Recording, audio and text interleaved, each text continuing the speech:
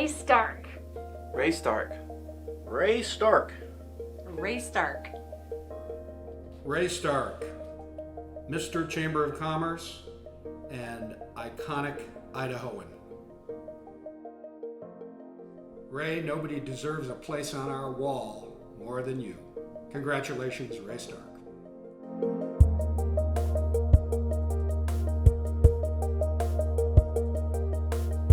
You can't help but walk around Idaho and not see something that Ray hasn't had an impact on. Most of you in the audience probably are familiar with everything Ray's done for us, but some of you might not. And let me just say, if you've been on I-84 and appreciate the efficiency of that highway, that was Ray Stark. If you've been in our convention center, Ray Stark had a lot to do with that.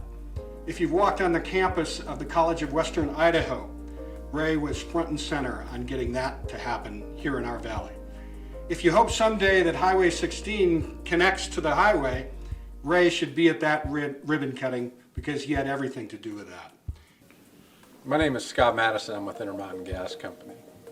I met Ray in 1984. Ray was a budget analyst at the Legislative Budget Office, and I was in college, and I was an intern for a legislative session with the Legislative Budget Office, and Ray was an analyst there and kind of took me under his wing, and as he did with all interns, and showed me around Boise and showed me around the legislature and how things got done there.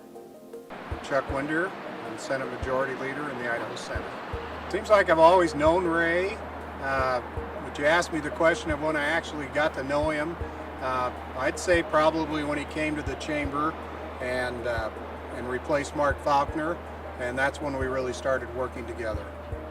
Ray is just, I mean, it's incredible. I mean, as you know, everyone calls him legendary, but he has been involved with Boise and the Boise Chamber and everything that's happened since he came to work here at the Chamber. A lot of the planning that's gone on, we've experienced tremendous growth since the late 80s, really. I mean, almost nonstop. There's been a couple bumps in the road, but the Chamber has been at the forefront of that, and Ray's been at the forefront of the Chamber for all different types of policy. Obviously, his work in the legislature was state policy that was positive for the valley and positive for growth in Idaho and smart growth, and then all the other regional type organizations that have come about. Ray has always participated in those and supported those and tried to make our growth, as Boise has changed dramatically over the past 30 years, Ray has been as instrumental as anyone in participating in the public and private parts of that growth and change. So it's just been amazing to see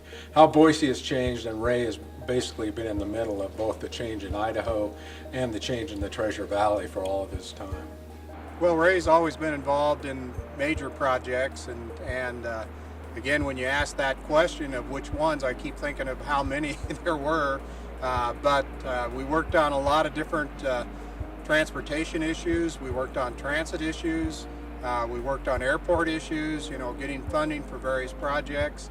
But Ray was probably most involved in the downtown and the redevelopment process and encouraging businesses to come to Boise and to grow here. My name is Nancy Van Orsdale, and I'm here to celebrate Ray Stark. No, I think I met Ray probably in the mid-'80s, and I worked at First Interstate Bank. I was the marketing director there, and so I came onto the board of the chamber years and years and years ago, and that's when I first met Ray. And he amazed me even in those days at his vast knowledge of everything. He certainly had his finger on the pulse of this community. You know, I think about so many things that he's been involved in, you know, and I think when I first met him, he was involved in stuff over at Boise State University, you know, and he ran the time clock there and was an official there for many, many years. And so he's always been involved in all levels of our community. But I think, you know, probably his greatest involvements have been in attracting business to our community, working with the legislature, working with the corporate sponsors and members of the chamber over the years to promote our community. I think the biggest was CWI. That was huge, and that was it's a great collaboration of every part of the community. First, the leadership conference has always been, I mean, that was an idea that Ray picked up in Seattle and basically has made happen for the past 20 plus years. I was 25, I think we're at.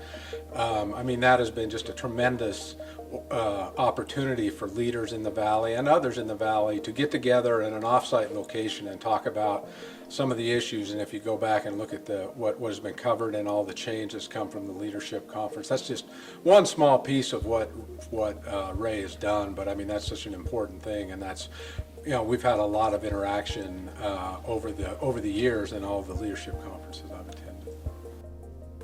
I was trying to think of some of there were a lot of funny things. Ray liked to play jokes on me and vice versa. Our favorite day of the year was always April 1st. And we had a man who was a newspaper reporter at the time. What is his name? Anyway, he was awful. He was mean. And so Ray would always, the April Fool's joke would always have something to do with this guy, and every year I would fall for it. The fact that, you know, I was supposed to interview with him, or he was going to write this in the paper, and why I never looked at the calendar and went, oh yeah, it's April 1st, but I fell for it every time. Hey Ray, congratulations on your Hall of Fame induction. No one deserves it more than you, and thanks for being a great friend of mine and all that you've done for me particularly, and for our state and this valley. Thanks, Ray. Ray, why'd you quit when you're still so young?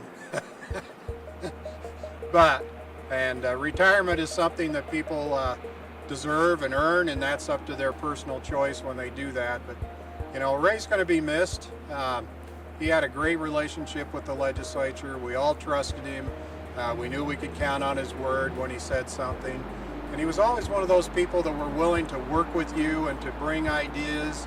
And he was never a bully or pushy. He always promoted with the best interest of his community. And he'll be missed by most of us that have worked with him over the years. I would say that Ray is a person who truly has touched my life. And you can't say that about a lot of people, but Ray Stark is always there.